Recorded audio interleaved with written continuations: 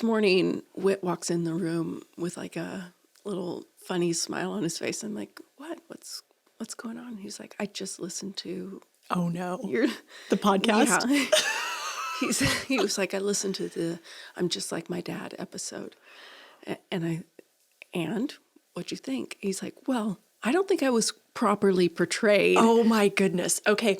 Then he's poking so many holes in the story. And so what our listeners need to know is this is my side of the story, and I get to tell it however I want. Okay, this is great. So we've been talking, and we weren't going to tell our listeners, but I'm going to go ahead and tell them. This is the season finale. I don't know. Yeah, if, this is our last episode. This is it. But we're talking about doing a bonus episode that would come out maybe sometime between the end of this season and the beginning of the next season with our husbands so that they can share their perspectives too. So last night, I said to Brian, hey, I'm thinking about when we record telling this particular story. And he said, well, if you and Heather want to look really bad on your own podcast, because that's not how I saw it. So I really do think that this bonus episode could be a lot of fun. Well, Whit said, I need to get on that podcast and share my side of the story. Of course what was really happening. Right. But I do think it'd be fascinating to see, some different perspectives than just ours. Yeah. Because that's all we're required to share with people. It's just our perspective on our life. Turns out sometimes our husbands see it differently. Who would thought? Yeah. So that could be fun. If you never see that bonus episode, it's because we had to scrap it because they did, in fact, make us look bad. So anyway, this is our last episode, technically. And I wanted not ever, but just of this season. That would be heartbreaking. This is the last episode of this journey that we've been on with our emotions and mental health and physical bodies. And I wanted to share something that was on my mind back when I went to my very first counseling appointment. Okay. And I think that this is key to any of us that are Christ followers, that in this journey of working on our emotions and all of this stuff that we have inside of us is to, how to say it, we can't do this on our own. And there's more going on than just bad attitudes and bad habits. So in our COTMU class, there was a portion when we were talking about Genesis that really stuck with me. And it's Genesis 3 and then Genesis 4 when Adam and Eve eat the fruit and sin enters the garden and enters them. Sure. And so God talks to Eve and he says, your desire will be for your husband. And some translations say, help me out, your desire will be contrary to your husband. And then in Genesis 4, God talks to Cain. He and Abel bring their offerings to God. And that story isn't about Cain and Abel. It's about Cain. And God rejects Cain's offering, and we don't really know why. But then Cain is angry, and so God talks to Cain, and he's like, Cain, I see that you're angry, but what you need to know is sin is crouching at your door, seeking to take hold of you, and you must resist it. I wrote it down here so I would remember it because I didn't say it quite right. Sin is crouching at the door. Its desire is contrary to you, but you must rule over it.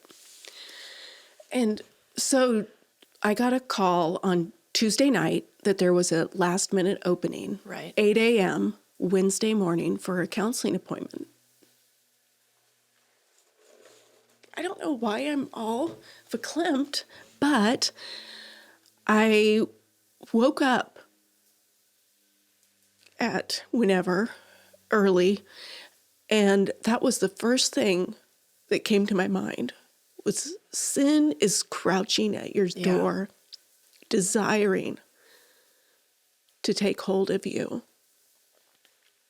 And I have been thinking about that in all of my relationships, that when these bad attitudes come up, these judgmental thoughts, self-righteous behavior, resentment, bitterness creeping in, that it is not just a bad habit. It is not just a learned behavior from my parents or whatever, but it is sin desiring to come in between me and my relationships with my spouse, with my kids, with my friends, with God Himself.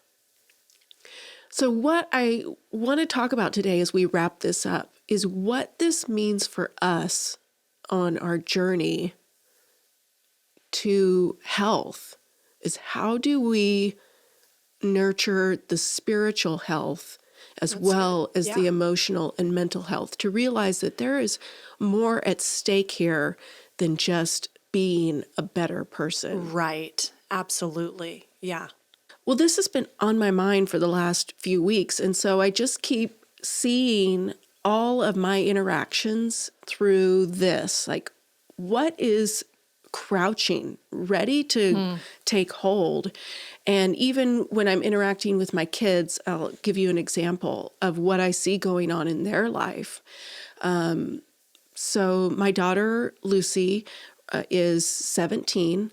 She runs cross country, and she has, the thing you need to know about cross country is a lot of it is a mental game. It is being able to persevere and endure. A lot of it, but not all of it. Because Not all I of it. certainly could not be a cross-country runner, no matter how mentally tough I got. But there is a But big a lot of it. mental game to being able to run and compete and everything. And it is taxing. And she gets to the point at the end of the season where she's just like, I'm just tired and I'm done. And I'm like, but this is just a season and you need to persevere for 2-3 more weeks and keep moving forward and, you know, keep showing up every day and doing what you need to do. So she has good friends that are on the volleyball team, and it's her senior year. The volleyball team, they're about 2 weeks out from, cross-country team is 2 weeks out from state. Volleyball team is competing at state. And we had a day off from school. Was it fall break? I think it was fall break, and they were competing. That's right. So cross-country practice is scheduled at the exact same time as the volleyball team is playing their one of their semifinal games. Yeah. And Lucy was so upset that she could not go to this game. She just didn't understand why we need to run at this time, which the reason was because our state meet will be at this time. So you need to run at the same time that you're running at the state meet. So there was a reason. There was a reason, very good reason. Yeah. It's getting you prepared for that state meet. But the volleyball team's playing at the same time. This is the senior girls. This is their last time to play. These are Lucy's good friends. Yeah. Why can't we just change the practice time and practice in the morning so we can go to the game? And her coach would not budge. And they were having practice, and she's going to have to miss the game. And she is just upset about it all week long because she knows this is coming up. She's not happy. And I said, Lucy, let me tell you a story. And I told her about Cain and this sin that's desiring to take hold of him. And I said, you have two values in conflict here. Your value of loyalty and relationships, you value that highly. And then your loyalty to your team and the commitment that you have made to show up for that team. Well, your coach in this situation overrules your value of supporting your friends and being a good friend and cheerleader and being there for that experience. So in this moment, your value for friendship needs to come into submission to your value for your team and what your coach is asking you to do. And I told her the story of Cain, and I said, and right now sin is desiring to take hold of you with anger and resentment and bitterness towards your coach, because he's making you do something that comes against a value that you have. I said, you need to do whatever you need to do to bring your heart into submission to what your coach has for you, for this practice that you have, so that you're not showing up at that practice with a bad attitude, corrupting your team and the camaraderie that you have there. And she was just like, oh, and walked away. And she did what she needed to do. Whether, I was like, you need to pray about it, put on some worship music, whatever you need to do to get your heart right.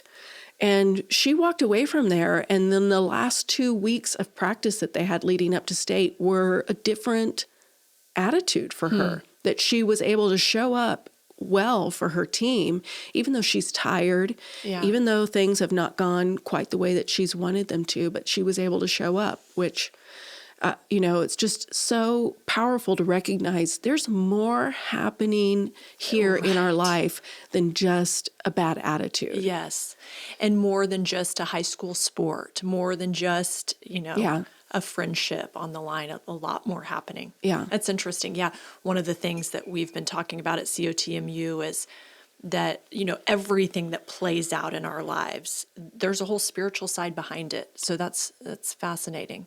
I'm thinking about my kids and myself. Brian and I had I shouldn't say a heated conversation. I should just say an argument that didn't really end. Just one person left the room, and that was the end of that. But in those moments, I am tempted to only consider myself, my point of view, how I've been wronged. And that's an interesting way to look at it. I know eventually Brian and I, we're going to be fine. Mm-hmm.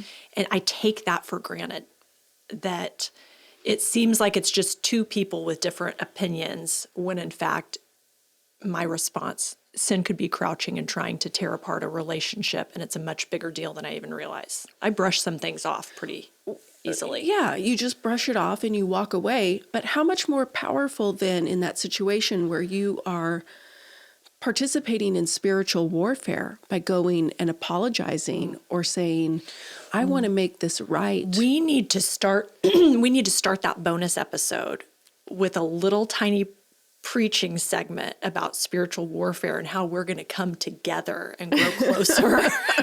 Otherwise, who knows? Otherwise, we're not going to be able to air that. But that's so true and so powerful. I think the temptation for a lot of people, myself included, is to not work on emotional health because it's not that big of a deal. It only affects me. Mm-hmm. And how contrary to the word that is. Yeah. I've honestly not thought about it that way. These values that we have that are not necessarily wrong. Sure. You really need to weigh your values and for yourself and decide, okay, am I holding this value because this is the way I was raised, or right? Like my value of weakness is bad, right? Which is a wrong value that I have to uproot and get rid of. But many more values are good. Yeah. Lucy's value of loyalty, yes. friendship, all of those are wonderful things. Mm-hmm. And she's a wonderful friend that plays out beautifully in her relationships.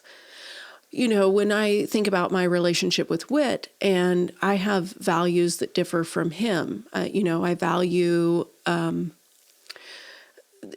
we have different values of the way to spend our money. Sure. And so that comes into play with some of the resentment that I've had is decisions that he's made to how to spend the money. Mm. And I'm not saying that he's right and I just need to go along with everything sure. that he has said. That's a whole big complicated story. But when my value for how to spend the money is being violated and I don't speak up for that value, or I ignore that value or I brush it aside, and then I let bitterness and resentment grow because he's violating that value, maybe unknowingly, that's an area that then I'm letting sin take hold of me because it's coming between us. Yeah. So, in hindsight or for future discussions on how to spend money is to clearly lay out my value, that this is what I value in how we spend money. I think, Heather, it's fascinating, and it's what we talked about in class yesterday. We were discussing the law and how God clearly laid out his expectations, his side of the covenant promises. Here's what my expectations are of you. And he laid those out for Moses so that they could be in relationship because he wants to be close. But I think, how often do I not specify my value or my expectations? I expect you to read my mind, then you don't read my mind, and then I'm frustrated and I'm angry. And it's interesting. Yeah. It's really powerful to be able, we want to be in close relationship with the people in our lives. Yes. But we're not really telling them what's happening in our lives or inside of us. I'm not. Well, Maybe you are. No, I don't think I am either. I was even thinking this is a story that I hope that we'll discuss when we have our husbands at the table. So I don't want to share too much right now, but I think some of the conflict between Brian and I was the fact that in the situation, I felt weak. And I hate that feeling. So what do? False bravado. So I get angry. So I get frustrated, I blow up, I do all. But the reality of it was I was being hurt accidentally, but I don't tell anyone that. Yeah. You just know I'm mad. Yeah. But that's not the whole story. Yeah. And without the whole story, how can you hope to be in closer relationship? Right. I think that story might have turned out different. Who knows? If you would have shown up as your true vulnerable self. Yeah, which I'm not good at. Of, saying my feelings were hurt. Yeah. I was just trying to do something thoughtful for you. Listen, that's a whole story to unpack. So hopefully we can talk about it when Brian and Whit are at the table to get all of the perspectives in play. But yeah. I think one important thing that we need to talk about before we wrap this up is this word submission. Ooh, that's a dirty word. It is a dirty word. I think a lot of us approach life, relationships with the attitude of, I'm just going to be me and you better deal with it. Yeah, I do that. And were you talking to me or you were just talking in general? I'm talking in general. Because you're hurting my feelings right now. Okay. Oh, sorry. No, but I do. I feel that on every level. Yeah. And I think that we come in just like, this is my bad attitude and you're going to have to deal with it. Yeah. Or this is my value. This and is you who better... you married. What more do you want? Yeah. Sorry. Like maybe something like that. Yeah. Good try. Yeah. If you wanted something different, you should have married somebody else. Oh my goodness. Okay, I'm sorry. Didn't mean to interrupt. Yeah, but I think in these relationships that we have, in this struggle that we have to share who we really are, our values, our deepest selves, the things that we desire, but not always being able to live that out. Do you think submission is it's not really a dirty word, but do you think it has a negative connotation because people have oppressed other people, and so we think of it wrong? Like, I think scripturally submission leads to intimacy, closer relationship, opens the door for blessing, opens the door for really great things. But there's something about that word, somebody has held you back. Someone hasn't looked at you right because of your age, looked down on you because of your age. Or somebody's taking advantage of race, or yes. Yeah. I feel like we as Christ followers have to take that word back and live it out as the Lord intends it to be lived out, so that we can have the fullness of his promises and his grace and all of that. But people look at it negative. I liked when you were talking about Lucy and you said, in these two values, in this particular situation, this value has to come into submission to this one. Yeah. Now, even though that word can make people feel uncomfortable, I don't think that story would make people feel uncomfortable. Like there's this situation, and loyalty and friendship should be a high value for you, Lucy. God hardwired you that way, and it's beautiful.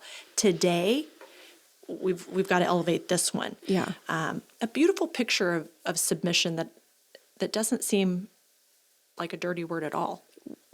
Well, and the thing is that we are all, she doesn't have to go tell her coach, I'm submitting to you.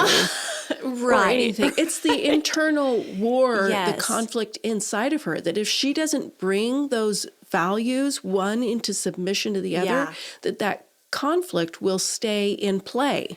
We believe this in so many areas. We just don't use the word. So when we do use the word, it gets us all twirled up. Yeah. We believe this if we are actively working out. We believe this. Like, I'm going to put my feelings of sleeping 10 minutes longer under submission to the desire to go and be healthy and work out. Yeah. I'm going to, put this eating into submission. And, I want to be healthier. Like, I'm working on my health. The other night, not too long ago, was Halloween. And I said to Brian, I don't think I'm going to eat a single piece of candy. And he's just like, well, that feels a little legalistic. Like, I think if you want to eat a piece of candy on Halloween, you're fine. And I said, the challenge is I don't really want to right now. It's just what you do on Halloween. And I don't really want to open that can for no reason. Like, I'm not desiring it. It would just be, I'm just going to put it under submission to my healthy eating. Mm-hmm. Fine. That all seems fine. But, this is really a scriptural principle that we're talking about. It's the principle that matters. I think at least in the church, it is a sensitive topic because scripturally, it is true that wives are to submit to their husbands. But some husbands aren't worthy of being submitted to. Like, I don't want you in a dangerous situation. Mm-hmm. I don't want you submitting to someone that beats you or, hurts you or abuses you in some way, and neither would the Lord. But I just feel like as Christians, we have to take that word back, look at the principle that the Lord's laying out for us, and see how it actually benefits us and doesn't hurt us. I mean, if you've been in the church for any amount of time, you've heard a message on submission. Sure.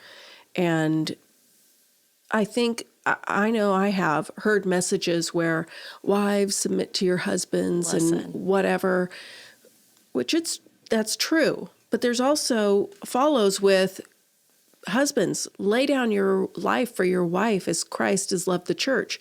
And then there's another scripture about mutual submission. Right. So we can't doesn't just apply to wives, do whatever your husbands say. This is a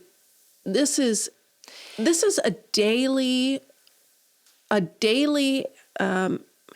habit, a daily attitude that we need to have in all of our relationships. I mean, it comes up, this is everything that we should be approaching with, where's this conflict coming from? And how do I line up my emotions, my feelings? This goes back to what you started off by saying, Heather, that this is important because sin is crouching, trying to overtake you, and what my flesh or my feelings, my emotions will often try to tell me is, well, he's just out to get me. Mm-hmm. When in reality, there should be a way for us to come into agreement on a situation. Anyway, I'm not a big fan of the idea or the thought that men are more powerful than women. I mean, God wouldn't have hardwired me, Enneagram 8, all this bravado, all this personality for nothing. Right. I mean, he's not the kind of God that would just be like, I'm going to give you this personality. No, put it in a little box. But you can't ever use it for my good. He's not like that. But there's in Romans chapter 7, super confusing chapter that just seems to So let's talk about it. go back and forth on what it's saying. I don't even know. But it says in there a couple of times, sin is seizing me or trying to seize me. And then it goes on to say, I do what I don't want to do. And Right. I the things that I want to do, I don't do. I do the things that I don't want to do. And really, it's talking about this conflict within us of, I have this value of how to spend my money, and I want to tell Whit about it, but then I go and I just hold it all inside, and I build up this resentment, and this sin then takes hold of me, and I do what I don't want to do, and then I Right. get all bottled up and angry, and it comes between us. Yeah. Oh, man. So anyway, I don't know. I don't think that's helping anyone, is it? It's helping me. Oh, good. Yeah, we're doing this for us as much as for anybody else. This is Sure. our journey. This is and this is me wrestling out. Yeah. How do I live out my values? How do I share my emotions? How do I come into deeper intimacy with the people in my life by being my true self? It's shocking to me, Heather, that my true self is a bit more tender than I even care to admit. I had this mini conversation with Cooper yesterday, but in hindsight, I'm both disappointed in my first reaction to him and then pleased with the way I came back and softened it up. But he has a pretty bad grade in one of his classes. And it's just, I feel like we're doing this he's actually a really smart kid. He doesn't necessarily want to apply himself. It's super frustrating to me. I feel like every semester, about 2/3 of the way through, we're having the same conversation. Like, these grades are not good enough. Not because I expect you to make a certain grade, but because I'm not seeing you apply yourself. And if you did, they would be higher. And that's the whole, you need to learn perseverance. You need to learn, submit your time to some study time, your Snapchat time to some study time, whatever. But I was talking loud and harsh.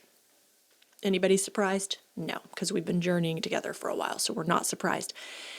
He left, went to baseball, went to church, came home, and I was like, hey, I would like to clarify something for you. And he said, okay. And I said, I'm sorry I was so rude about your grades. Here's the reality. You're not dumb. Your grades are not indicative of the kind of student you could be. And I'm starting to sense that maybe you don't know how to study in a way that would yield the grades you're capable of making. Why don't you let Dad and I help you with some study tips? Like, the whole reason I'm frustrated is because you're smart, but your grades are not showing that. How can I help you? And he's like, oh. Totally different than the first conversation. Like, you're a blooming idiot. Why do we have these grades? You're smarter than this. Pull your head out of your butt. Get your act together. All those comments didn't yield much fruit. But him going like, oh, I'm actually for him. And honestly, and I'm like, Cooper, honestly, it doesn't even have anything to do with grades. Like, there's some life lesson here, or we wouldn't keep coming up against the same thing. How do I know? Because I'm 45. Coming up against the same mountain over and over and over because I haven't yet figured out how to deal with it. Like, let me help you. So now I got to figure out how to teach him study tips or whatever. But Well, his desires for Snapchat or whatever else he's doing need to come into submission to study time. That's the truth of this all. And it's a life lesson for all of us. All of us, married or single, we have areas of our life that need to come into submission to something that should be a higher priority, a higher value for a given season, whatever it may be. And we've got to figure out what those are. Yeah. Mine that needs to come in submission is my behavior needs to come into submission to my heart's desire to be closer to my husband. If my behavior comes in submission, then I'm going to have to stop being angry so much. And some of that I have to unpack with a counselor because it's so ingrained in me, and I've done it for 45 years. So I'm not saying it's easy. I'm not saying, thank God for Lucy. she was able to recognize that at the ripe old age of 17 and go, okay, I'm going to put this in submission, and you got to see some behavior changes. For some of us a bit further along in life, it may be a little bit more of an effort. It's okay. It's okay. So Heather, what have you done in the last week that brought you joy? Well, same answer.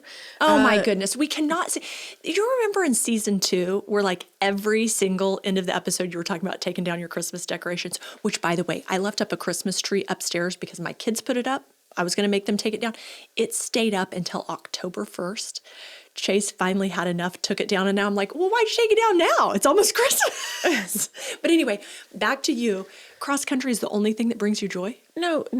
What you need to know is it's my kids bring me joy. Okay. It really is so great to see your kids participating in something that they are thriving in, benefiting from, just seeing gifts and talents in them. So what cross country event happened? What did you do? It was state cross country. We had regionals 2 weeks ago, and the girls team won first place. The boys team won first place. I think the girls team won. I think they first got at second. regionals.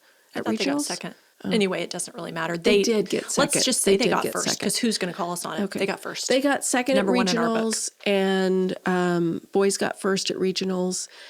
They went to state. Girls were ranked 4th in the state at state competition. That's incredible. And I think the boys were ranked 1st. I'm not sure. Anyway, girls ran so good. They ended up placing 2nd at state. Unbelievable. Which is incredible. And the boys placed 2nd. So incredible. really fun day, just cheering for all of those kids. We have so many people that listen that are part of our church, part of our school. So let's just give a shout out to the fastest runners in both boys and girls in state were from our school, which is so incredible. Just really cool for those kids. Yeah. Okay. What I did that brought me joy was went to New York, and on our actual anniversary, we went to a show. Yeah. And the show was really remarkable. But then we went out to eat afterwards. So it was a late dinner, went out to eat. It was a restaurant that Brian had kind of found, and we didn't think it was going to fit in our schedule. We went anyway. It was so fun. It was so good. It was great food. It was great atmosphere. It was great friends. The waiter was great. The waiter was great. Anyway, it was so fun. Nothing like good, fun, quality time out of town, away from kids, away from real life, no responsibilities, just having fun with people that you love. So that was great. It was a lot of fun. So that's a wrap. Thank you for Season 3. joining us for season 3 of Life in Motion. If you've enjoyed this season or just this episode, I'd love for you to like it, to share it. There are people in your life that need to grow emotionally, spiritually, physically, and we would love for them to go on this journey with us. The entirety of season 3 is now available everywhere you listen to podcasts. And thanks so much. We will see you next season.